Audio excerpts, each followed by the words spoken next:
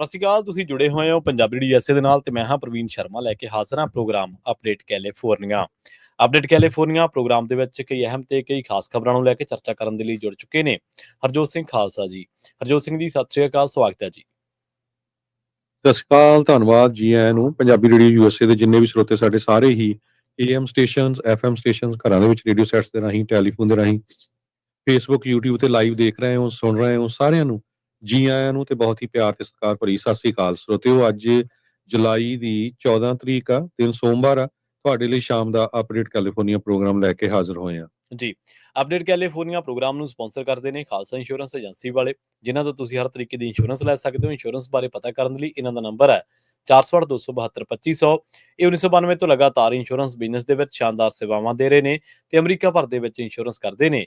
Obama care, Medicare ਜਾਂ ਫਿਰ covered California ਬਾਬਤ ਪਾਲਿਸੀ ਕਰਵਾਉਣ ਦੇ ਲਈ, ਸਲਾਹ ਲੈਣ ਦੇ ਲਈ ਅੱਜ ਹੀ ਕਾਲ ਕਰੋ 468-272-2500 ਤੇ। ਟਰਕੀਅਨ ਇਮੀਗ੍ਰੇਸ਼ਨ ਲਾਫਰਮ ਵਾਲੇ ਜੇ ਟਰਕੀਆਣਾ, ਟੌਨੀ ਟਰਕੀਆਣਾ ਦੇ ਨਾਲ ਤੁਸੀਂ US ਇਮੀਗ੍ਰੇਸ਼ਨ ਬਾਬਤ ਕੋਈ ਵੀ ਸਲਾਹ ਕਰਨੀ ਹੈ, ਕੋਈ ਵੀ ਸਵਾਲ ਪੁੱਛਣਾ, ਤੇ ਇਹਨਾਂ ਦਾ ਨੰਬਰ ਹੈ 415-909-0503। ਗੁਰਬਚਨ ਸਿੰਘ ਨਾਗਰਾ, ਸੈਕਰਾਮੈਂਟੋ, ਬਲਵਿੰਦਰ ਸਿੰਘ ਪਾਵਲਾ, ਸੈਨ ਹੋਜ਼ੇ, ਗੁਰਦੇਵ ਸਿੰਘ ਸੋਹਲ, ਐਂਟੀਲੋਪ, ਬਰਿੰਦਰ ਸਿੰਘ ਗੋਇਲ, ਯੂਬਾ ਸਿਟੀ, ਅਵਤਾਰ ਸਿੰਘ ਮੰਜ਼ਿਲ, ਕਲੋਵਿਸ ਤੇ ਪਰਮਜੀਤ ਸਿੰਘ ਦਾਖਾ, ਬਰਕਲੇ।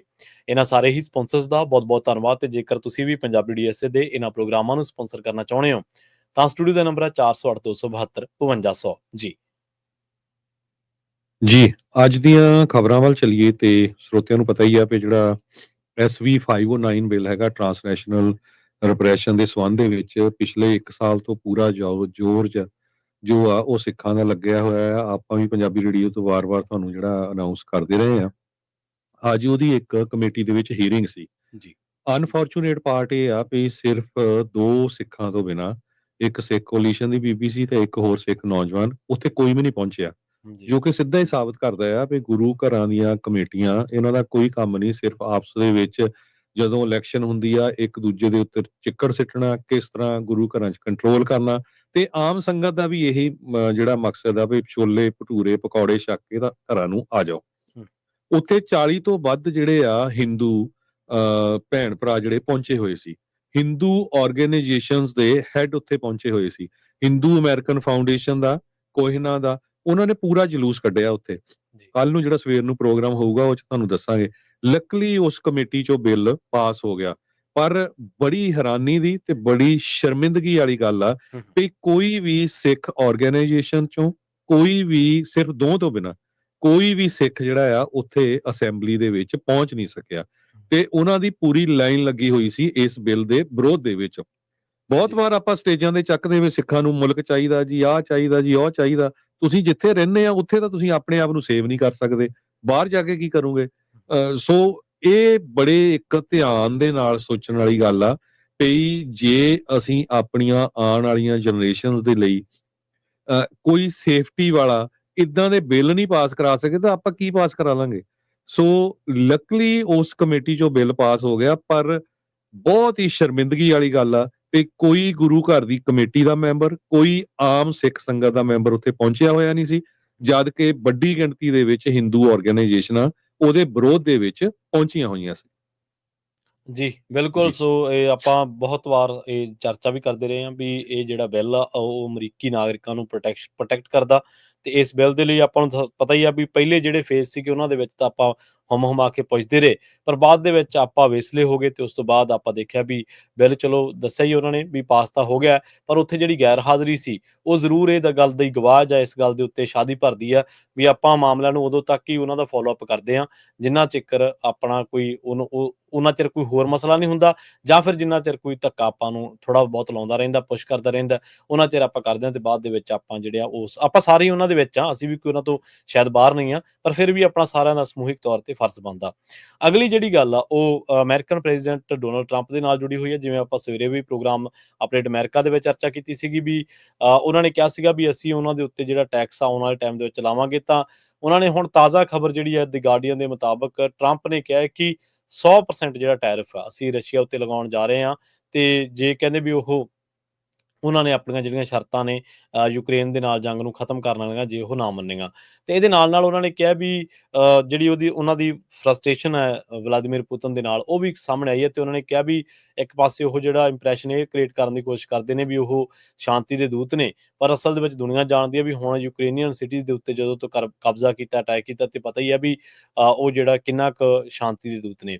ਪ੍ਰੈਜ਼ੀਡੈਂਟ ਨੇ ਜਿਹੜੀ ਨਵੀਂ ਡੈਡਲਾਈਨ ਦਿੱਤੀ ਆ, ਤੇ ਉਹਨਾਂ ਨੇ ਕਿਹਾ ਵੀ 50 ਦਿਨ ਉਹਨਾਂ ਕੋਲੇ, ਤੇ ਨਹੀਂ ਤਾਂ ਉਸ ਤੋਂ ਬਾਅਦ ਫਿਰ ਉਹ 100% ਜਿਹੜਾ ਟੈਰਿਫ ਹੈ ਰਸ਼ੀਅਨ ਗੁਡਸ ਦੇ ਉੱਤੇ ਉਹ ਲਾਉਣ ਦੇ ਲਈ ਜਾਂ ਉਹਦਾ ਸਾਹਮਣਾ ਕਰਨ ਦੇ ਲਈ ਜਿਹੜਾ ਉਹ ਤਿਆਰ ਰਹਿਣ। ਇਹਦੇ ਨਾਲ ਟਰੰਪ ਨੇ US ਦੀ ਜਿਹੜੀ ਨਾਟੋ ਡੀਲ ਆ, ਉਹ ਵੀ ਜਿਹੜੀ ਆ ਉਹ ਯੂਕਰੇਨ ਦੇ ਨਾਲ ਉਹਨਾਂ ਨੇ ਸ਼ਾਦੀ ਭਰੀ ਆ। ਉਹਨਾਂ ਨੇ ਕਿਹਾ ਵੀ ਨਾਟੋ ਸੈਕਟਰੀ ਜਿਹੜੇ ਜਨਰਲ ਨੇ ਮਾਰਕ ਰਿਊਟ, ਉਹਨਾਂ ਦੇ ਨਾਲ ਗੱਲਬਾਤ ਕਰਦਿਆਂ ਦੱਸਿਆ ਕਿ ਇਹ ਬਹੁਤ ਵੱਡੀ ਡੀਲ ਆ ਜਿਹਦੇ ਤਹਿਤ ਬਿਲੀਅਨਸ ਆਫ ਡਾਲਰ ਜਿਹੜੇ ਨੇ ਉਹ ਖਰਚੇ ਜਾਣਗੇ ਮਿਲਟਰੀ ਇਕਵਿਪਮੈਂਟ ਦੇ ਉੱਤੇ। ਤੇ ਨਾਲ ਹੀ ਇਸ ਤੋਂ ਬਾਅਦ ਉਹ ਕਹਿੰਦੇ ਵੀ ਯੂਕਰੇਨ ਨੂੰ ਇੰਨੀ ਕੁ ਸਹਾਇਤਾ ਅਸੀਂ ਦਿਆਂਗੇ ਜਿਹਦੇ ਨਾਲ ਯੂਕਰੇਨ ਜਿਹੜਾ ਇਸ ਲੜਾਈ ਦੇ ਵਿੱਚ ਇਸ ਟਾਈਮ ਉਹ ਜਿਹੜਾ ਆਪਣੇ ਆਪ ਨੂੰ ਪਿੱਛੇ ਮਹਿਸੂਸ ਕਰਦਾ ਜਾਂ ਲੋਕਾਂ ਨੂੰ ਲੱਗਦਾ ਵੀ ਉਹ ਪਿੱਛੇ ਰਹਿ ਗਿਆ, ਉਹ ਆਪਣੇ ਆਪ ਨੂੰ ਫਰੰਟ ਫੁੱਟ ਤੇ ਮਹਿਸੂਸ ਕਰੂਗਾ। ਜੀ ਬਿਲਕੁਲ, ਟਰੰਪ ਉਹਨਾਂ ਨੇ ਅਨਾਉਂਸ ਕੀਤਾ ਵੀ ਐਡਮਿਨਿਸਟ੍ਰੇਸ਼ਨ ਜੋ ਆ ਉਹ ਐਡਵਾਂਸ ਵੈਪਨਸ ਯੂਕਰੇਨ ਨੂੰ ਦਊਗਾ, paid for by European countries, ਤੇ ਨਵੀਆਂ ਇਕਨੋਮਿਕ ਪੈਨਲਟੀਜ਼ ਰਸ਼ੀਆ ਦੇ ਉੱਤੇ ਲਾਉਣ ਜਾ ਰਹੇ ਆ। ਤੇ ਇਸੇ ਹੀ ਇੱਕ ਪ੍ਰੈਸ ਕਾਨਫਰੰਸ ਦੇ ਦੌਰਾਨ ਫੈਡਰਲ ਰਿਜ਼ਰਵ ਬੋਰਡ ਦੇ ਚੇਅਰਮੈਨ ਜਰੋਮ ਪਾਵਲ ਦੇ ਸੰਬੰਧ ਦੇ ਵਿੱਚ ਉਹਨਾਂ ਨੇ ਨਕਲ ਹੈਡ ਤੇ ਸਟੂਪਡ ਗਾਏ ਤੱਕ ਜਿਹੜਾ ਆ ਉਹ ਵਰਤ ਲਿਆ। ਜੇ ਕਹਿੰਦੇ ਜਰੋਮ ਪਾਵਲ ਰਿਜ਼ਾਈਨ ਕਰ ਜਾਂਦੇ ਆ, ਫੋਰਚੂਨ ਮੈਗਜ਼ੀਨ ਇਹ ਦੱਸ ਰਿਹਾ, ਤੇ ਕਹਿੰਦੇ ਜਿਹੜੀ ਬੌਂਡ ਮਾਰਕੀਟ ਆ ਉਹ ਕੋਲੈਪਸ ਹੋ ਸਕਦੀ ਹੈਗੀ ਆ, ਕਰੰਸੀ ਵੀ ਜਿਹੜੀ ਆ ਉਹ ਕੋਲੈਪਸ ਹੋ ਸਕਦੀ ਹੈਗੀ ਆ। ਸੋ ਇਹਦਾ ਬਹੁਤ ਵੱਡਾ ਜਿਹੜਾ ਅਸਰ ਹੋਣਾ, ਕਿਉਂਕਿ ਜਰੋਮ ਪਾਵਲ ਬਹੁਤ ਲੰਮੇ ਸਮੇਂ ਤੋਂ ਫੈਡਰਲ ਰਿਜ਼ਰਵ ਬੋਰਡ ਦੇ ਚੇਅਰਮੈਨ ਹੈਗੇ ਆ, ਤੇ ਉਹਨਾਂ ਦਾ ਐਕਸਪੀਰੀਅੰਸ ਆ ਉਸ ਫੀਲਡ ਦੇ ਵਿੱਚ। ਪਰ ਟਰੰਪ ਉਹਨਾਂ ਦੇ ਨਾਲ ਬਣ ਨਹੀਂ ਰਹੀ, ਇਸ ਕਰਕੇ ਕਹਿੰਦੇ ਵੀ ਇੰਟਰਸਟ ਰੇਟ ਛੇਤੀ ਘਟਾਓ। ਤੇ ਉਹ ਕਹਿੰਦੇ ਜੇ ਇੰਟਰਸਟ ਰੇਟ ਘਟਾਏ ਇੱਕਦਮ ਤੇ ਫੇਰ ਜਿਹੜੀ ਇਨਫਲੇਸ਼ਨ ਆ ਉਹ ਹੋਰ ਵੱਧ ਜਾਣੀ ਹੈਗੀ ਆ। ਸੋ ਦੋਨਾਂ ਦੇ ਵਿੱਚ ਰਿਫਟ ਚੱਲ ਰਹੀ ਹੈਗੀ ਆ। ਸੋ ਅੱਜ ਫੋਰਚੂਨ ਮੈਗਜ਼ੀਨ ਨੇ ਇਹਦੇ ਸੰਬੰਧ ਦੇ ਵਿੱਚ ਛਾਪਿਆ ਆ, ਤੇ ਜੇ ਉਹ ਉਹਨਾਂ ਨੂੰ ਫਾਇਰ ਕਰ ਦਿੱਤਾ ਗਿਆ ਤੇ ਇਹਦਾ ਜਿਹੜਾ ਇਕਨੋਮੀ ਦੇ ਉੱਤੇ ਹੋਰ ਕਾਫੀ ਵੱਡਾ ਅਸਰ ਪਊਗਾ। ਜੀ ਇਸੇ ਤਰ੍ਹਾਂ ਅਗਲੀ ਖਬਰ ਵੱਲ ਚਲੀਏ, ਤੇ ਕਹਿੰਦੇ ਵੀ US ਦਾ ਜਿਹੜਾ ਡਾਲਰ ਆ ਉਹ ਡਿਕਲਾਈਨ ਹੋ ਰਿਹਾ ਹੈਗਾ। ਜੇ ਪਹਿਲਾਂ ਨਾਲੋਂ ਦੇਖਿਆ ਜਾਵੇ ਪਿਛਲੇ 50 ਸਾਲਾਂ ਦੇ ਵਿੱਚ ਡਾਲਰ ਦੀ ਕੀਮਤ ਜਿਹੜੀ ਆ ਹੋਰ ਮੁਲਕਾਂ ਦੇ ਮੁਤਾਬਕ ਘਟਦੀ ਜਾ ਰਹੀ ਹੈ, ਐਕਸੈਪਟ ਮੇਬੀ ਇੰਡੀਆ ਔਰ ਪਾਕਿਸਤਾਨ, ਜਿਹਦੇ ਕਰਕੇ ਜਿਹੜੇ ਅਮਰੀਕਨਸ ਆ, ਟਰੈਵਲਰਸ ਆ, ਹੋਰ ਮੁਲਕਾਂ ਜਾਂਦੇ ਆ, ਉਹਨਾਂ ਦੀ ਬਾਇੰਗ ਪਾਵਰ ਵੀ ਜਿਹੜੀ ਆ ਘਟ ਰਹੀ ਹੈਗੀ ਆ। ਇਹ ਵਾਲ ਸਟਰੀਟ ਜਰਨਲ ਨੇ ਅੱਜ ਰਿਪੋਰਟ ਕੀਤਾ ਹੈਗਾ। ਜੀ ਅਗਲੀ ਖਬਰ ਦੇ ਵੱਲ ਵਧੀਆ ਤੇ ਗੱਲ ਕਰੀਏ ਲਾਸ ਐਂਜਲਸ ਦੀ। ਲਾਸ ਐਂਜਲਸ ਦੇ ਵਿੱਚ ਕਹਿੰਦੇ ਵੀ ਜਿਹੜੇ ਹੋਮਲੈਸ ਲੋਕ ਨੇ, ਬੇਘਰੇ ਲੋਕ ਨੇ, ਜਿਹੜੇ ਅਨਹਾਊਸਡ ਵੀ ਉਹਨਾਂ ਨੂੰ ਆਪਾਂ ਕਹਿ ਦਿੰਦੇ ਹਾਂ, ਉਹਨਾਂ ਦੀ ਗਿਣਤੀ ਜਿਹੜੀ ਲਗਾਤਾਰ ਘਟ ਰਹੀ ਆ। ਦੱਸਿਆ ਜਾ ਰਿਹਾ ਵੀ ਲਾਸ ਐਂਜਲਸ ਦੇ ਵਿੱਚ ਲਗਾਤਾਰ ਦੂਜਾ ਸਾਲ ਆ ਜਦੋਂ ਉਹਨਾਂ ਦੀ ਗਿਣਤੀ ਜਿਹੜੀ ਘਟੀ ਆ। ਇਹਦੇ ਵਿੱਚ ਦੱਸਿਆ ਜਾ ਰਿਹਾ ਵੀ ਬਹੁਤ ਸਾਰੇ ਲੋਕ ਜਿਹੜੇ ਨੇ ਉਹ ਕੋਵਿਡ ਤੋਂ ਬਾਅਦ ਉਹਨਾਂ ਦੀ ਜਿਹੜੀ ਅਫੋਰਡੇਬਿਲਿਟੀ ਸੀ ਉਹ ਬਹੁਤ ਬੁਰੇ ਤਰੀਕੇ ਦੇ ਨਾਲ ਪ੍ਰਭਾਵਿਤ ਹੋਈ, ਤੇ ਉਹ ਘਰਾਂ ਨੂੰ ਜਾਂ ਹੋਰ ਚੀਜ਼ਾਂ ਨੂੰ ਅਫੋਰਡ ਕਰਨ ਤੋਂ ਜਿਹੜੀ ਉਹਨਾਂ ਦੀ ਇੱਕ ਤੈਅ ਹੱਦ ਲਾਈਨ ਸੀਗੀ ਉਹ ਲੰਘ ਗਏ, ਤੇ ਉਸ ਤੋਂ ਬਾਅਦ ਉਹਨਾਂ ਨੂੰ ਘਰ ਜਿਹੜੇ ਆ ਵੇਚਣੇ ਪਏ ਜਾਂ ਉਹ ਬੈਂਕਰਪਟ ਹੋ ਗਏ, ਤੇ ਹੋਮਲੈਸ ਲੋਕਾਂ ਦੀ ਗਿਣਤੀ ਵੱਡੇ ਪੱਧਰ ਤੇ ਜਿਹੜੀ ਆ ਉਹ ਵਧੀ ਸੀਗੀ। ਦੱਸਿਆ ਜਾ ਰਿਹਾ ਵੀ ਉਸ ਤੋਂ ਬਾਅਦ ਤਕਰੀਬਨ ਇਹ ਦੇਖਿਆ ਗਿਆ ਸੀਗਾ ਵੀ ਲਾਸ ਐਂਜਲਸ ਕਾਉਂਟੀ ਦੇ ਵਿੱਚ ਜਿਹੜੇ ਲੋਕ ਜਿਨ੍ਹਾਂ ਦੇ ਕੋਲੇ ਘਰ ਨਹੀਂ ਆ, ਉਹਨਾਂ ਦੀ ਗਿਣਤੀ 72,000 ਦੇ ਕਰੀਬ ਸੀ। ਇਹ ਜਿਹੜਾ ਇਲਾਕਾ ਪੂਰੀ ਕਾਉਂਟੀ ਹੈ 10 ਮਿਲੀਅਨ ਲੋਕਾਂ ਦੀ ਕਾਉਂਟੀ ਆ ਅਸਲ ਦੇ ਵਿੱਚ ਦੇਖਿਆ ਜਾਵੇ। ਕਹਿੰਦੇ ਵੀ ਬਹੁਤ ਸਾਰੇ ਜਿਹੜੇ ਲੋਕ ਨੇ ਵੱਡੀ ਗਿਣਤੀ ਦੇ ਵਿੱਚ, ਕੋਈ ਵਹੀਕਲਸ ਦੇ ਵਿੱਚ ਸੌਂਦਾ ਸੀ, ਕੋਈ ਬਿਲਡਿੰਗਸ ਦੇ ਆਲੇ ਦੁਆਲੇ, ਕੋਈ ਸਾਈਡ ਬਾਈਕ ਤੇ ਵਾਕ ਦੇ ਉੱਤੇ ਸੌਂਦਾ ਸੀ, ਜਾਂ ਕੋਈ ਹੋਰ। ਤਾਂ ਇਸ ਤਰ੍ਹਾਂ ਬਹੁਤ ਸਾਰੇ ਲੋਕ ਸੀਗੇ ਜਿਹੜੀ ਕੁੱਲ ਜਿਹੜੀ ਵਸੋਂ ਸੀਗੀ ਉਹਦਾ 9.5% ਜਿਹੜਾ ਉਹ ਡਿਕਲਾਈਨ ਹੋਇਆ ਲਾਸ ਐਂਜਲਸ ਕਾਉਂਟੀ ਦੇ ਵਿੱਚੋਂ ਪਿਛਲੇ ਸਾਲ। ਉਹ ਲੋਕ ਜਿਹੜੇ ਇੱਥੇ ਬੇਘਰੇ ਸੀਗੇ, ਜਿਹੜੇ ਵੱਖ-ਵੱਖ ਥਾਵਾਂ ਦੇ ਉੱਤੇ ਸੌਣ ਦੇ ਲਈ ਮਜਬੂਰ ਸੀਗੇ ਖੁੱਲੇ ਆਸਮਾਨ ਦੇ ਵਿੱਚ, ਜਿਨ੍ਹਾਂ ਕੋਲੇ ਕੋਈ ਘਰ ਨਹੀਂ ਸੀਗਾ, ਉਹਨਾਂ ਦੀ ਗਿਣਤੀ ਜਿਹੜੀ ਆ ਉਹ ਅਗਲੇ ਸਾਲ ਵੀ 7.9% ਘਟੀ ਆ। ਇਹਦੇ ਵਿੱਚ ਦੱਸਿਆ ਜਾ ਰਿਹਾ ਵੀ ਤਕਰੀਬਨ ਹੁਣ ਜਿਹੜਾ ਸਿਟੀ ਨੇ ਪਿਛਲੇ ਕੁਝ ਸਮੇਂ ਦੇ ਵਿੱਚ, ਜੇਕਰ ਕੁੱਲ ਆਪਾਂ ਹੁਣ ਤੱਕ ਦਾ ਜਿਹੜਾ ਸਮਾਂ ਉਹਦੇ ਵਿੱਚ ਆਪਾਂ ਜਾ ਕੇ ਕੈਲਕੂਲੇਟ ਕਰਨ ਦੀ ਕੋਸ਼ਿਸ਼ ਕਰੀਏ, ਤਾਂ 17.5% ਜਿਹੜਾ ਉਹ ਫਾਲ ਦੇਖਿਆ ਗਿਆ, ਡਾਊਨਫਾਲ ਦੇਖਿਆ ਗਿਆ ਕਿ ਲਾਸ ਐਂਜਲਸ ਦੇ ਵਿੱਚ ਜਿਹੜੇ ਲੋਕਾਂ ਦੇ ਕੋਲੇ ਘਰ ਨਹੀਂ ਸੀਗੇ, ਜਿਹੜੇ ਲੋਕ ਬਾਹਰ ਸੌਂਦੇ ਸੀਗੇ, ਤਾਂ ਉਹਨਾਂ ਦੀ ਗਿਣਤੀ 2 ਸਾਲਾਂ ਦੇ ਵਿੱਚ ਹੀ 17.5% ਜਿਹੜੀ ਉਹ ਘਟ ਗਈ ਆ। ਲਾਸ ਐਂਜਲਸ ਕਾਉਂਟੀ ਨੇ ਕਹਿੰਦੇ ਹੁਣ ਤੱਕ 2.5 ਬਿਲੀਅਨ ਜਿਹੜਾ ਉਹ ਜਿਹੜਾ ਸਪੈਂਡ ਕੀਤਾ, ਤਕਰੀਬਨ ਖਰਚ ਕੀਤਾ ਪਿਛਲੇ 8 ਸਾਲਾਂ ਦੇ ਵਿੱਚ ਤਾਂ ਜੋ ਲੋਕਾਂ ਨੂੰ ਜਿਹੜੇ ਇਸ ਤਰ੍ਹਾਂ ਦੇ ਰੈਂਟ ਸਬਸਿਡਾਈਜ਼ ਜਿਹੜੇ ਪ੍ਰੋਗਰਾਮ ਨੇ ਉਹ ਦਿੱਤੇ ਜਾਣ, ਜਾਂ ਹਾਊਸਿੰਗ ਯੂਨਿਟ ਜਿਹੜੇ ਨੇ ਉਹ, ਜਾਂ ਮੈਂਟਲ ਹੈਲਥ ਦੇ ਉੱਤੇ, ਜਾਂ ਹੋਰ ਕਿਸੇ ਵੀ ਤਰੀਕੇ ਦੇ ਨਾਲ, ਮਤਲਬ ਜਿਹੜਾ ਕੋਈ ਬੰਦਾ ਕਿਸੇ ਤਰੀਕੇ ਦੇ ਨਾਲ ਘਰ ਦੇ ਵਿੱਚ ਰਹਿਣਾ ਚਾਹੁੰਦਾ, ਉਹਨੂੰ ਕੋਈ ਇਸ ਤਰ੍ਹਾਂ ਦਾ ਪ੍ਰੋਗਰਾਮ ਜਿਹਦੇ ਤਹਿਤ ਉਹ ਕੋਈ ਮਾੜਾ ਮੋਟਾ ਰੈਂਟ ਦੇ ਸਕਦਾ ਹੋਵੇ, ਜਾਂ ਸਸਤੇ ਰੈਂਟ ਵਾਲੇ। ਤਾਂ ਕਹਿੰਦੇ ਕਿ ਇਹਨਾਂ ਨੇ 2.5 ਬਿਲੀਅਨ ਡਾਲਰ ਖਰਚ ਕੀਤੇ ਨੇ, ਜੋ ਬਹੁਤ ਵੱਡੀ ਰਕਮ ਇੱਕ ਬਣ ਜਾਂਦੀ ਆ। ਪਰ ਫਿਰ ਵੀ ਉਹ ਕਹਿੰਦੇ ਕਿ ਹੁਣ ਐਲਏ ਦੇ ਵਿੱਚ ਇਸ ਤਰ੍ਹਾਂ ਦੇ ਨਾਲ ਲੋਕਾਂ ਦੀ ਗਿਣਤੀ ਘਟਣਾ। ਦੂਜੇ ਪਾਸੇ ਚਰਚਾ ਇਹ ਵੀ ਆ ਵੀ ਇਹ ਜਿਹੜੇ ਲੋਕ ਨੇ ਉਹ ਕੈਲੀਫੋਰਨੀਆ ਦੇ ਦੂਜੇ ਹਿੱਸਿਆਂ ਦੇ ਵਿੱਚ ਚਲੇ ਗਏ ਨੇ, ਮੂਵ ਹੋ ਗਏ। ਜੀ ਜੀ। ਅਗਲੀ ਖਬਰ ਵੱਲ ਚੱਲੀਏ। ਜੋ ਪਿਛਲੇ ਦਿਨਾਂ ਦੇ ਵਿੱਚ ਸਦਰਨ ਕੈਲੀਫੋਰਨੀਆ 'ਚ ਜਿਹੜਾ ਕੈਨੇਬਸ ਫਾਰਮ ਸੀਗਾ, ਭੰਗ ਦੇ ਫਾਰਮ ਸੀ, ਜੀ ਜਿਹਨੂੰ ਗਲਾਸ ਹਾਊਸ ਫਾਰਮ ਕਰਕੇ ਜਾਣਿਆ ਜਾਂਦਾ ਹੈ, ਉੱਥੇ ਇਮੀਗ੍ਰੇਸ਼ਨ ਨੇ ਬਹੁਤ ਵੱਡੀ ਸਵੀਪ ਕੀਤੀ ਆ। ਜੋ ਨਵੀਂ ਲੇਟੈਸਟ ਅਪਡੇਟ ਇਹ ਆਈ ਆ ਵੀ ਜਿੱਥੇ ਝੜਪ ਹੋਈ ਸੀ, 500 ਤੋਂ ਵੱਧ ਪ੍ਰੋਟੈਸਟਰ ਇਕੱਠੇ ਹੋ ਗਏ ਸੀ, ਹੁਣ 361 ਲੋਕਾਂ ਨੂੰ ਇਮੀਗ੍ਰੇਸ਼ਨ ਨੇ ਅਰੈਸਟ ਕੀਤਾ ਹੈਗਾ ਆ। ਜੀ ਇਸ ਫਾਰਮਸ ਦੇ ਉੱਤੇ ਜੋ ਕੰਮ ਕਰਦੇ ਸੀ, ਜਾਂ ਕੁਛ ਜਿਹੜੇ ਆ ਪ੍ਰੋਟੈਸਟ ਕਰਨ ਆਏ ਸੀ। 35 ਮੀਲ ਦੀ ਦੂਰੀ ਤੋਂ ਜੋ ਇਹ ਕੈਮਰੀਲੋ ਟਾਊਨ ਦੇ ਵਿੱਚ ਇਹ ਗਲਾਸ ਫਾਰਮ ਹੈਗਾ, ਦੁਨੀਆ ਦਾ ਸਭ ਤੋਂ ਵੱਡਾ ਕੈਨੇਬਸ ਫਾਰਮ ਕਰਕੇ ਜਾਣਿਆ ਜਾਂਦਾ, ਜਿਸ ਦਾ ਖੁਦ ਓਨਰ ਜੋ ਆ ਉਹ ਸਾਬਕਾ ਪੁਲਿਸ ਆਫੀਸਰ ਆ। ਕੈਲੀਫੋਰਨੀਆ ਦੇ ਵਿੱਚ ਜਿਹੜਾ ਕੈਨੇਬਸ ਆ ਉਹ ਲੀਗਲ ਆ, ਪਰ ਫੈਡਰਲ ਲੈਵਲ ਦੇ ਉੱਤੇ ਲੀਗਲ ਹੈ ਨਹੀਂ। ਇਸ ਵਾਇਲੈਂਟ ਕਲੈਸ਼ ਦੇ ਵਿੱਚ 500 ਤੋਂ ਵੱਧ ਲੋਕ ਇਕੱਠੇ ਹੋਏ ਸੀ, ਤੇ ਹੁਣ FBI ਨੇ $50,000 ਦਾ ਇਨਾਮ ਵੀ ਰੱਖਿਆ, ਕਿਉਂਕਿ ਇੱਕ ਵੀਡੀਓ ਦੇ ਵਿੱਚ ਇਹ ਸ਼ੋ ਰਿਹਾ ਕਿ ਬੰਦਾ ਸ਼ਾਇਦ ਫੈਡਰਲ ਏਜੰਟਸ ਦੇ ਉੱਤੇ ਗੋਲੀ ਚਲਾਉਣ ਦੀ ਕੋਸ਼ਿਸ਼ ਕਰ ਰਿਹਾ ਹੈਗਾ। ਸੋ ਇਸ ਪ੍ਰੋਟੈਸਟ ਦੇ ਦੌਰਾਨ California state university channel islands ਦੇ ਇੱਕ ਪ੍ਰੋਫੈਸਰ ਜੋਨਾਥਨ ਐਂਥਨੀ ਕਾਰਾਵੇਲੋ, ਉਸ ਨੂੰ ਵੀ ਡਿਟੇਨ ਕੀਤਾ ਗਿਆ ਹੈਗਾ। ਫੈਡਰਲ ਆਫੀਸ਼ੀਅਲ ਨੇ ਕਲੇਮ ਕੀਤਾ ਵੀ ਮੈਥ ਤੇ ਫਿਲਾਸਫੀ ਦਾ ਇਹ ਜਿਹੜਾ ਪ੍ਰੋਫੈਸਰ ਆ, ਇਸ ਨੇ ਇੱਕ ਟੀਅਰ ਗੈਸ ਦਾ ਜਿਹੜਾ ਕਨਿਸਟਰ ਆ ਉਹ ਲਾ ਐਨਫੋਰਸਮੈਂਟ ਆਫੀਸਰ ਤੋਂ ਖੋਇਆ ਸੀਗਾ।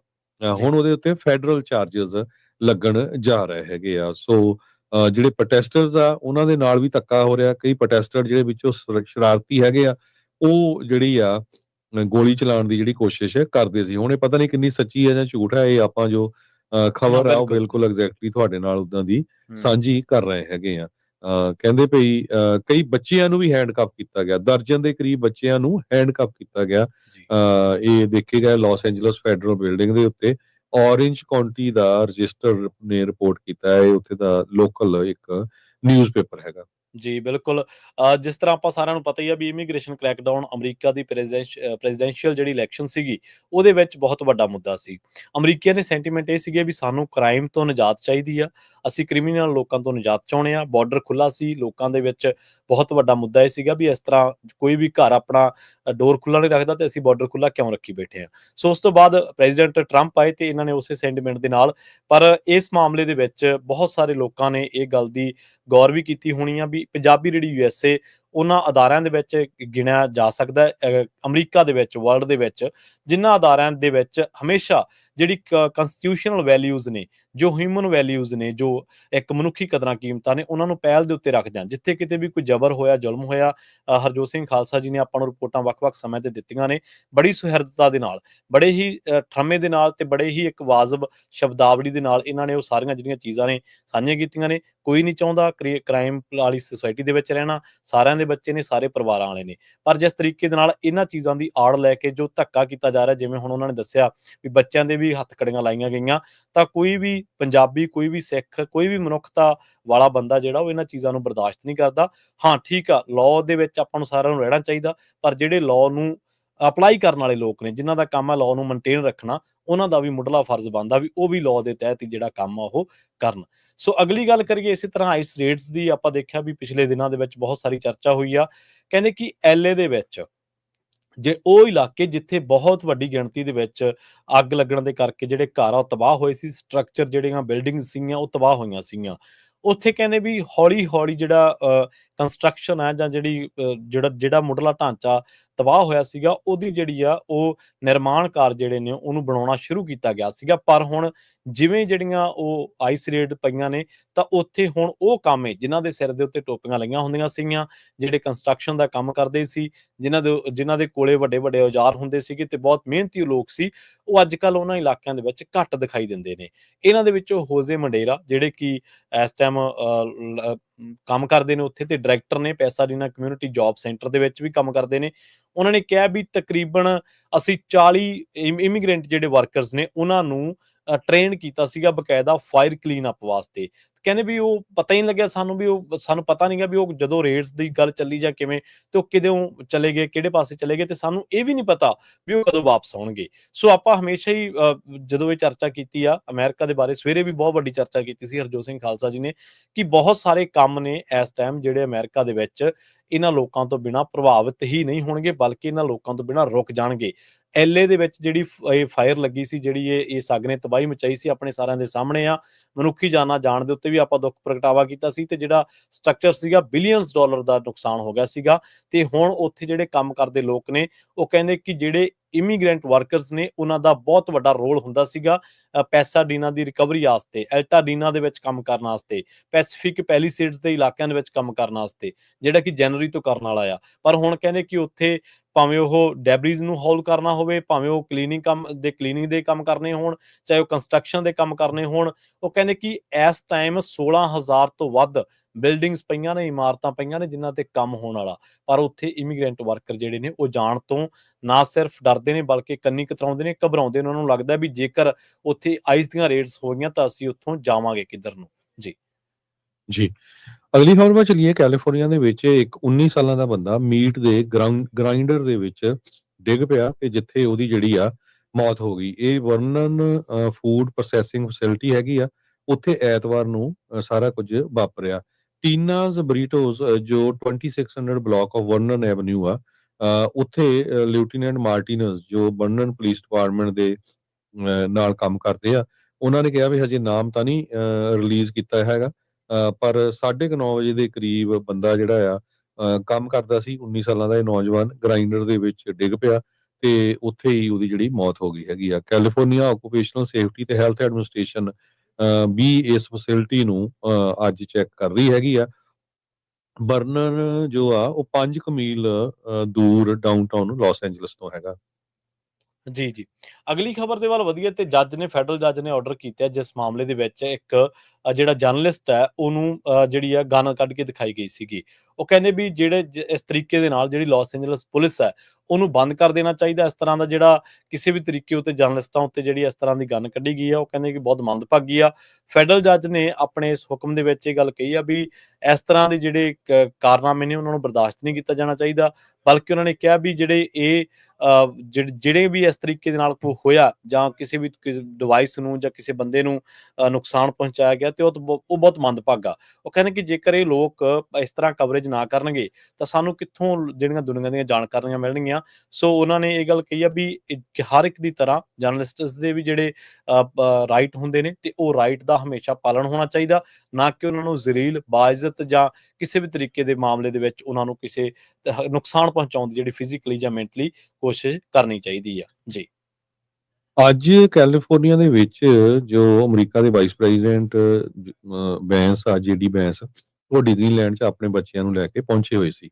ਉਹਦੇ ਸੰਬੰਧ ਦੇ ਵਿੱਚ ਕੈਲੀਫੋਰਨੀਆ ਦੇ ਗਵਰਨਰ ਗੈਬਨ ਨਿਊਸਮ ਨੇ ਇਹ ਕਿਹਾ ਆ ਵੀ ਬੈਂਸ ਹੁਣੀ ਇੱਕ ਪਾਸੇ ਤਾਂ ਕੈਲੀਫੋਰਨੀਆ ਨੂੰ ਬਦਨਾਮ ਕਰਦੇ ਆ, ਦੂਜੇ ਪਾਸੇ ਕੈਲੀਫੋਰਨੀਆ ਦਾ ਜਿਹੜਾ ਡਿਜ਼ਨੀਲੈਂਡ ਆ ਉਹ ਆਪਣੇ ਪਰਿਵਾਰ ਦੇ ਨਾਲ ਬੱਚਿਆਂ ਨੂੰ ਦਿਖਾਲਣ ਲੈ ਕੇ ਆਏ ਹੋਏ ਹੈਗੇ ਆ। ਐਕਸ ਦੇ ਉੱਤੇ ਜੋ ਪਹਿਲਾਂ ਟਵਿੱਟਰ ਸੀ ਉਹਦੇ ਉੱਤੇ ਦੋਨਾਂ ਨੇ ਜਿਹੜੇ ਆ ਇੱਕ ਦੂਜੇ ਦੇ ਉੱਤੇ ਤੰਜ ਕੱਸੇ ਹੈਗੇ ਆ। ਗਵਰਨਰ ਗੈਬਨ ਨਿਊਸਮ ਨੇ ਇਹ ਕਿਹਾ ਆ ਵੀ ਕੈਲੀਫੋਰਨੀਆ ਦੇ ਵਿੱਚ ਹੁਣ ਤੁਸੀਂ ਮਿਲਟਰੀ ਲਾ ਦਿੱਤੀ ਆ, ਲੋਕਾਂ ਦੀਆਂ ਜੋ ਮੈਡੀਕੇਅਰ ਸਿਸਟਮ ਆ ਉਹ ਗੱਟ ਕਰਨ ਜਾ ਰਹੇ ਆ, ਉਹ ਕੈਂਸਲ ਹੋ ਜਾਣੀ ਲੋਕਾਂ ਦੇ ਬੱਚਿਆਂ ਦੇ ਸਕੂਲ ਦੇ ਮੀਲ ਬੰਦ ਹੋਣ ਜਾ ਰਹੇ ਆ। ਅਮਰੀਕਾ ਦੀਆਂ ਸਟੇਟਸ ਨੂੰ ਤੁਸੀਂ ਮਿਲਟਰੀਰਾਈਜ਼ ਕਰ ਦਿੱਤਾ ਹੈਗਾ ਤੇ ਟ੍ਰਿਲੀਅਨਸ ਆਫ ਡਾਲਰ ਦਾ ਜਿਹੜਾ ਕਰਜ਼ਾ ਚਾੜ ਦਿੱਤਾ ਹੈਗਾ ਜੀ। ਤੇ ਹੁਣ ਤੁਸੀਂ ਡਿਜ਼ਨੀਲੈਂਡ ਦੇਖਣ ਆਏ ਹੋਏ ਹੈਗੇ ਆ। ਕਹਿੰਦੇ we probably to detain Mickey Mouse at this rate. California ਦੇ ਗਵਰਨਰ ਨੇ ਪਹਿਲਾਂ ਵੀ ਜੋ ਬੈਂਸ ਉਹਨਾਂ ਨੂੰ ਚੈਲੰਜ ਕੀਤਾ ਸੀ ਵੀ ਇਸ ਇਸ਼ੂ ਦੇ ਉੱਤੇ ਡਿਬੇਟ ਕਰਨੀ ਚਾਹੀਦੀ ਹੈਗੀ ਆ। ਪਿਛਲੇ ਮਹੀਨੇ ਟਰੰਪ ਐਡਮਿਨਿਸਟ੍ਰੇਸ਼ਨ ਨੇ ਨੈਸ਼ਨਲ ਗਾਰਡਸ ਕੈਲੀਫੋਰਨੀਆ ਦੇ ਵਿੱਚ ਲਾ ਦਿੱਤੇ ਸੀ, ਖਾਸ ਕਰਕੇ ਜਦੋਂ ਪ੍ਰੋਟੈਸਟ ਹੋਏ ਸੀ। ਉਸ ਤੋਂ ਬਾਅਦ ਹਜੇ ਵੀ ਜਿਹੜੇ ਨੈਸ਼ਨਲ ਗਾਰਡਸ ਆ ਉਹ ਲਾਸ ਐਂਜਲਸ ਦੇ ਵਿੱਚ ਸ਼ਰੇਆਮ ਦੇਖੇ ਜਾ ਸਕਦੇ ਹੈਗੇ ਆ। ਜੀ। ਅਗਲੀ ਜਿਹੜੀ ਖਬਰ ਆ ਉਹ ਉੱਥੋਂ ਆ ਰਹੀ ਆ ਜਿਨ੍ਹਾਂ ਇਲਾਕਿਆਂ ਦੇ ਵਿੱਚ ਕੈਲੀਫੋਰਨੀਆ ਦੇ ਵਿੱਚ ਜਿਹੜੀਆਂ ਰੇਡਾਂ ਨੇ ਮਾਰੀਆਂ ਗਈਆਂ ਨੇ। ਆਪਾਂ ਦੇਖਿਆ ਕਿ ਵੈਂਚੂਰਾ ਕਾਉਂਟੀ ਦੇ ਵਿੱਚ ਜਿਹੜੀ ਪਿਛਲੇ ਦਿਨੀ ਰੇਡ ਕੀਤੀ ਗਈ ਸੀ ਤੇ ਉੱਥੋਂ ਜਦੋਂ ਰੇਡ ਕੀਤੀ ਜਾ ਰਹੀ ਸੀ ਤਾਂ ਉਦੋਂ ਪ੍ਰੋਟੈਸਟ ਹੋ ਗਏ ਸੀਗੇ, ਇਮੀਗ੍ਰੈਂਟਸ ਦੇ ਵੱਲੋਂ ਕੀਤੇ ਗਏ ਸੀਗੇ। ਇਹਨਾਂ ਦੇ ਦਰਮਿਆਨ ਇੱਕ ਜਿਹੜਾ ਜੈਮੀ ਐਲਨਿਸ ਨਾਂ ਦਾ ਬੰਦਾ, ਉਹ ਇਮੀਗ੍ਰੇਸ਼ਨ ਏਜੰਟਸ ਦੇ ਵੱਲੋਂ ਜਿਹੜਾ ਉਹ ਧੱਕੇ ਮਾਰੇ ਗਏ ਸੀ ਤੇ ਉਹ ਬਾਅਦ ਦੇ ਵਿੱਚ ਉਹਦੀ ਮੌਤ ਹੋ ਗਈ ਸੀਗੀ। ਇੱਥੋਂ ਜਿਹੜੀਆਂ ਇਮੀਗ੍ਰੇਸ਼ਨ ਅਥਾਰਟੀਜ਼ ਨੇ, ਉਹਨਾਂ ਨੇ 200 ਤੋਂ ਵੱਧ ਵਰਕਰ ਜਿਹੜੇ ਨੇ ਉਹਨਾਂ ਨੂੰ ਹਿਰਾਸਤ ਦੇ ਵਿੱਚ ਲਿਆ ਸੀਗਾ, ਡਿਟੇਨ ਕੀਤੇ ਸੀ, ਗ੍ਰਿਫਤਾਰ ਕੀਤੇ ਸੀਗੇ। 57 ਸਾਲਾ ਇਹ ਬੰਦਾ ਜਿਹੜਾ ਉਹ ਮੈਕਸੀਕੋ ਤੋਂ ਆਇਆ ਸੀਗਾ ਤੇ ਉਹ ਦੱਸਦੇ ਆ ਵੀ ਪਹਿਲਾ ਜਿਹੜਾ ਬੰਦਾ ਇਸ ਤਰ੍ਹਾਂ ਦਾ ਜਿਹੜਾ ਕਿ ਟਰੰਪ ਐਡਮਿਨਿਸਟ੍ਰੇਸ਼ਨ ਦੇ ਦੁਆਰਾ ਜਿਹੜਾ ਇਮੀਗ੍ਰੇਸ਼ਨ ਇਨਫੋਰਸਮੈਂਟ ਕੀਤੀ ਗਈ ਆ ਸਦਰਨ ਕੈਲੀਫੋਰਨੀਆ ਦੇ ਵਿੱਚ, ਜਿਨ੍ਹਾਂ ਦੀ ਜਿਹੜੇ ਲੋਕਾਂ ਦੀ ਮੌਤ ਹੋਈ ਆ ਉਹਨਾਂ ਦੇ ਵਿੱਚ ਉਹ ਪਹਿਲਾ ਇਨਸਾਨ ਕਿਹਾ ਜਾ ਸਕਦਾ ਹੈ। ਸੋ ਉਸ ਤੋਂ ਬਾਅਦ ਜਿਹੜੀ ਡਿਪਾਰਟਮੈਂਟ ਆਫ ਹੋਮਲੈਂਡ ਸਿਕਿਉਰਿਟੀ ਹੈ ਜਾਂ ਹੋਰ ਜਿਹੜੇ ਇਹਦੇ ਬੰਦੇ ਨੇ, ਉਹਨਾਂ ਨੇ ਕਿਹਾ ਵੀ ਜਿਹੜੇ ਇਸ ਤਰੀਕੇ ਦੇ ਨਾਲ ਜਿਹੜੇ ਸਰਚ ਵਾਰੰਟ ਸੀਗੇ ਉਹ ਕੈਮਰੀਲੋ ਦੇ ਵਿੱਚ ਜਾਂ ਹੋਰ ਇਲਾਕਿਆਂ ਦੇ ਵਿੱਚ ਜਦੋਂ ਅਸੀਂ ਗਏ ਸੀਗੇ, ਤੇ ਖਾਸ ਕਰਕੇ ਫੈਸਿਲਿਟੀਜ਼ ਆਫ ਜਿਹੜੀਆਂ ਗਲਾਸ ਹਾਊਸ ਫਾਰਮਸ ਆ ਉਹਨਾਂ ਦੇ ਵਿੱਚ, ਤਾਂ ਉੱਥੋਂ ਜਿਹੜੇ ਸਾਨੂੰ ਬੰਦੇ ਅਸੀਂ ਜਿਹੜੇ ਹਿਰਾਸਤ ਦੇ ਵਿੱਚ ਲੈਣੇ ਸੀਗੇ। ਤੇ ਜਦੋਂ ਇਸੇ ਦਰਮਿਆਨ ਜਦੋਂ ਕਹਿੰਦੇ ਕਿ ਡਿਊਟੀ ਪਰਫਾਰਮ ਕੀਤੀ ਜਾ ਰਹੀ ਸੀਗੀ, ਤਾਂ ਉਦੋਂ ਉਹ ਜਿਹੜਾ ਬੰਦਾ 30 ਫੁੱਟ ਜਿਹੜਾ ਉਹ ਛੱਤ ਦੇ ਉੱਤੋਂ ਡਿੱਗ ਪਿਆ ਸੀਗਾ। ਬਾਅਦ ਦੇ ਵਿੱਚ ਇਹਨੂੰ ਹਸਪੀਟਲਾਈਜ਼ ਕਰਵਾਇਆ ਗਿਆ, ਪਰ ਬਾਅਦ ਇਹਨੂੰ ਬਚਾਇਆ ਨਹੀਂ ਜਾ ਸਕਿਆ। ਉਹਦੀ ਧੌਣ ਦੇ ਉੱਤੇ ਉਹਦੀ ਜਿਹੜੇ ਹੋਰ ਜਿਹੜਾ ਸਰੀਰ ਆ, ਖਾਸ ਕਰਕੇ ਜਿਹੜੀ ਰੀੜ੍ਹ ਦੀ ਹੱਡੀ ਆ, ਉਹ ਬਹੁਤ ਬੁਰੇ ਤਰੀਕੇ ਦੇ ਨਾਲ ਟੁੱਟ ਗਈ ਸੀ। ਇਸ ਤੋਂ ਕਰਕੇ ਉਹਦੀ ਜਿਹੜੀ ਜਾਨ ਆ ਉਹ ਚਲੀ ਗਈ। ਇੱਥੇ ਜਿਹੜੇ ਇਸ ਛਾਪੇ ਦੇ ਵਿੱਚ 10 ਜਿਹੜੇ ਇਮੀਗ੍ਰੈਂਟ ਬੱਚੇ ਨੇ ਉਹਨਾਂ ਨੂੰ ਵੀ ਹਿਰਾਸਤ ਦੇ ਵਿੱਚ ਲਿਆ ਗਿਆ ਸੀਗਾ। ਹੁਣ ਜਿਹੜਾ ਉਹਦਾ ਪਰਿਵਾਰ ਆ ਉਹ ਸਾਹਮਣੇ ਆਇਆ ਤੇ ਉਹਨਾਂ ਨੇ ਕਿਹਾ ਵੀ ਇਹ ਜਿਹੜੀ ਇਸ ਤਰੀਕੇ ਦੇ ਨਾਲ ਸਾਨੂੰ ਜਿਹੜਾ ਉਹਨਾਂ ਨੇ ਦਹਿਸ਼ਤ ਪਾਈ ਗਈ ਸਾਡੇ ਸਾਰਿਆਂ ਦੇ ਮਨਾਂ ਦੇ ਉੱਤੇ, ਅਸੀਂ ਇਹਦੇ ਵਿੱਚੋਂ ਨਿਕਲ ਨਹੀਂ ਸਕੇ ਹਾਂ। ਤੇ ਉਹ ਕਹਿੰਦੇ ਵੀ ਅਸੀਂ ਮਿਹਨਤ ਕਰਨ ਆਏ ਸੀਗੇ, ਸਾਨੂੰ ਨਹੀਂ ਪਤਾ ਸੀਗਾ ਵੀ ਯੂਐਸ ਦੇ ਵਿੱਚ ਇਸ ਤਰ੍ਹਾਂ ਦਾ ਵੀ ਸਮਾਂ ਸਾਡੇ ਤੇ ਆਊਗਾ ਵੀ ਜਦੋਂ ਸਾਨੂੰ ਕੰਮ ਕਰਦਿਆਂ ਨੂੰ ਜਿਹੜਾ ਉਹ ਚੱਕ ਕੇ ਤੇ ਪਸ਼ੂਆਂ ਦੇ ਵਾਂਗ ਸਾਨੂੰ ਟਰੀਟ ਕੀਤਾ ਜਾਊਗਾ। ਤੇ ਫਿਰ ਵੀ ਉਹ ਕਹਿੰਦੇ ਵੀ ਉਹਨਾਂ ਦੀਆਂ ਮੌਤਾਂ ਨਹੀਂ ਹੁੰਦੀਆਂ, ਪਰ ਸਾਨੂੰ ਤਾਂ ਇਸ ਟਾਈਮ ਉਹਨਾਂ ਨੇ ਇਸ ਤਰੀਕੇ ਦੇ ਨਾਲ ਟਰੀਟ ਕੀਤਾ ਜਾ ਰਿਹਾ ਵੀ ਸਾਡੇ ਦਾ ਜੀ ਜਿਹੜੇ ਪਰਿਵਾਰ ਦੇ ਜੀ ਨੇ ਉਹ ਵੀ ਮਰ ਰਹੇ ਨੇ। ਜੀ ਜੀ। ਤੇ ਆਪਾਂ ਸਟਾਕ ਮਾਰਕੀਟ ਦੀ ਵੀ ਗੱਲ ਕਰਨੀ ਹੈ, ਉਸ ਤੋਂ ਪਹਿਲਾਂ ਇੱਕ ਇੰਟਲ ਕੰਪਨੀ ਦੀ ਜੇ ਗੱਲਬਾਤ ਕਰਦੀ ਜਾਈਏ। ਜੀ ਇੰਟਲ ਬਹੁਤ ਵੱਡੀ ਕੰਪਨੀ ਆ ਬੇ ਏਰੀਏ ਦੀ, ਜਿਹਦੇ ਆਫਿਸਿਸ ਬੇ ਏਰੀਏ ਦੇ ਵਿੱਚ ਵੀ ਆ, ਓਰੀਗਨ ਸਟੇਟ ਦੇ ਵਿੱਚ ਵੀ ਹੈਗੇ ਆ, ਤੇ ਜੋ ਫਾਲਸਮ ਵਾਲਾ ਏਰੀਆ ਉੱਥੇ ਵੀ ਆ। ਅੱਜ ਇੰਟਲ ਨੇ ਪਹਿਲਾਂ ਤਾਂ ਇਹ ਕਿਹਾ ਸੀ ਵੀ ਅਸੀਂ ਕੁਛ ਕੁ ਹਜ਼ਾਰ ਲੋਕ ਲੇ ਆਫ ਕਰਨ ਜਾ ਰਹੇ ਹਾਂ। ਹੁਣ ਇਹ ਪਤਾ ਲੱਗਿਆ ਵੀ ਜਿੰਨੇ ਨੰਬਰ ਦੱਸੇ ਸੀ ਉਹਨਾਂ ਨਾਲੋਂ 4 ਗੁਣਾ ਜ਼ਿਆਦਾ ਜਿਹੜੇ ਲੋਕ ਆ ਉਹਨਾਂ ਨੂੰ ਲੇ ਆਫ ਕਰਨ ਜਾ ਰਹੇ ਹੈਗੇ। ਜੁਲਾਈ 10 ਨੂੰ ਜੋ ਉਹਨਾਂ ਨੇ ਫਾਈਲਿੰਗ ਕੀਤੀ ਆ, ਜੀ ਉਹਦੇ ਮੁਤਾਬਕ ਕਹਿੰਦੇ ਵੀ 2400 EMPLOYE ਓਰੀਗਨ 'ਚ ਲੇ ਆਫ ਕਰਨ ਜਾ ਰਿਹਾ ਹੈ। ਸੋ 2400 EMPLOYE ਦਾ ਮਤਲਬ ਵੀ 2400 ਦੇ ਕਰੀਬ ਪਰਿਵਾਰ, ਜੋ ਕਿ ਬਹੁਤ ਵੱਡਾ ਨੰਬਰ ਬਣਦਾ ਹੈਗਾ। ਜੀ ਇਸੇ ਤਰ੍ਹਾਂ ਫਾਲਸਮ ਏਰੀਏ ਦੇ ਵਿੱਚ ਵੀ ਵੱਡੀ ਗਿਣਤੀ 'ਚ ਲੋਕਾਂ ਨੂੰ ਲੇ ਆਫ ਕੀਤਾ ਜਾ ਰਿਹਾ ਹੈਗਾ। ਜੂਨ ਮਹੀਨੇ 'ਚ ਕੰਪਨੀ ਨੇ ਇਹ ਕਿਹਾ ਸੀ ਵੀ 15 ਤੋਂ 20% ਵਰਕਫੋਰਸ ਨੂੰ ਕੈਂਸਲ ਕਰਨ ਜਾ ਰਹੇ ਆ। 1,09,000 ਦੇ ਕਰੀਬ EMPLOYEES ਆ ਇੰਟਲ ਦੇ ਪੂਰੇ ਵਰਲਡ ਦੇ ਵਿੱਚ, ਤੇ 16,350 ਤੋਂ ਲੈ ਕੇ 21,800 ਸਟਾਫਰਸ ਨੇ ਜੌਬ ਲੂਜ਼ ਕਰਨੀ ਸੀ। ਹੁਣ ਇਹ ਰਿਪੋਰਟ ਕਰ ਰਿਹਾ ਵੀ 20,000 ਜੋ ਵਰਕਰਸ ਹੈਗੇ ਆ ਹਿਲਸਬਰੋ ਓਰੀਗਨ ਪਲਾਂਟ 'ਚ, ਉੱਥੇ ਵੱਡੀ ਗਿਣਤੀ ਦੇ ਵਿੱਚ ਜਿਹੜੇ ਲੋਕ ਆ ਉਹ ਲੇ ਆਫ ਹੋਣ ਜਾ ਰਹੇ ਹੈਗੇ ਆ। ਤੇ CEO ਨੇ ਇਹ ਕਿਹਾ ਸੀ 15% ਵਰਕਫੋਰਸ 2024 ਦੇ ਵਿੱਚ ਕੱਟ ਕਰਨ ਜਾ ਰਹੇ ਹੈਗੇ ਆ। ਸੋ ਲੇ ਆਫ ਇੰਟਲ ਵਰਗੀ ਕੰਪਨੀ 'ਚ ਹੋਣਾ ਏਡੀ ਵੱਡੀ ਗਿਣਤੀ 'ਚ, ਹਾਲਾਂਕਿ ਬਾਕੀ ਕੰਪਨੀਆਂ 'ਚ ਵੀ ਹੋ ਰਹੀ ਆ, ਇਹ ਇੱਕ ਬੜਾ ਸਰਪ੍ਰਾਈਜ਼ਿੰਗ ਵੀ ਹੈਗਾ ਤੇ ਬਹੁਤ ਸਾਰੇ ਲੋਕਾਂ ਦੇ ਲਈ ਜਿਹੜੀ ਅੱਜ ਦੀ ਡੇਟ ਦੇ ਵਿੱਚ ਜਿਹੜੀ ਇਕਨੋਮੀ ਬੈਡ ਚੱਲ ਰਹੀ ਹੈਗੀ ਆ, ਉਹਨਾਂ ਲਈ ਹੋਰ ਜੌਬ ਲੱਭਣੀ ਹੋਰ ਵੀ ਔਖੀ ਹੋਊਗੀ। ਤੇ ਜੇ ਆਪਾਂ ਸਟਾਕ ਮਾਰਕੀਟ ਦੀ ਗੱਲ ਕਰਦੇ ਜਾਈਏ, ਅੱਜ ਡਾਓ ਜੋਨ ਇੰਡਸਟਰੀਅਲ ਜੋ ਆ 0.20% ਅੱਪ ਗਿਆ ਤੇ ਕਲੋਜ਼ ਹੋਇਆ 44,459.65 ਦੇ ਉੱਤੇ। ਜੀ S&P ਇੰਡੈਕਸ ਅੱਪ ਗਿਆ 0.14% ਤੇ ਕਲੋਜ਼ ਹੋਇਆ 6268.56 ਦੇ ਉੱਤੇ। ਨੈਸਡੈਕ ਅੱਪ ਗਿਆ 0.27% ਤੇ ਕਲੋਜ਼ ਹੋਇਆ 20,640.33 ਦੇ ਉੱਤੇ। ਜੀ ਇਸੇ ਤਰ੍ਹਾਂ ਜੇਕਰ ਕਰੰਸੀ ਦੀ ਗੱਲ ਕਰੀਏ ਤਾਂ ਅੱਜ ਇੱਕ ਯੂਐਸ ਡਾਲਰ ਦੀ ਕੀਮਤ ਕੈਨੇਡਾ ਦੇ $1 ਤੇ 37 ਸੈਂਟ ਦੇ ਬਰਾਬਰ, ਇੰਡੀਆ ਦੇ 86 ਰੁਪਏ ਤੇ 1 ਪੈਸੇ ਦੇ ਬਰਾਬਰ ਤੇ ਪਾਕਿਸਤਾਨ ਦੇ 285 ਰੁਪਏ ਤੇ 18 ਪੈਸਿਆਂ ਦੇ ਬਰਾਬਰ ਰਹੀ ਹੈ। ਸੋ ਇੱਥੇ ਹੀ ਸਰੋਤਿਆਂ ਤੋਂ ਇਜਾਜ਼ਤ ਲੈਂਦੇ ਆ, ਮੇਰੇ ਹਰਜੋਤ ਸਿੰਘ ਵੱਲੋਂ ਤੇ ਪ੍ਰਵੀਨ ਸ਼ਰਮਾ ਵੱਲੋਂ ਤੁਹਾਨੂੰ ਸਾਰਿਆਂ ਨੂੰ ਬਹੁਤ ਹੀ ਪਿਆਰ ਤੇ ਸਤਿਕਾਰ ਭਰੀ ਸਤਿ ਸ੍ਰੀ ਅਕਾਲ, ਤੇ ਸੁਣਦੇ ਤੇ ਦੇਖਦੇ ਰਹੋ ਪੰਜਾਬੀ ਰੇਡੀਓ USA।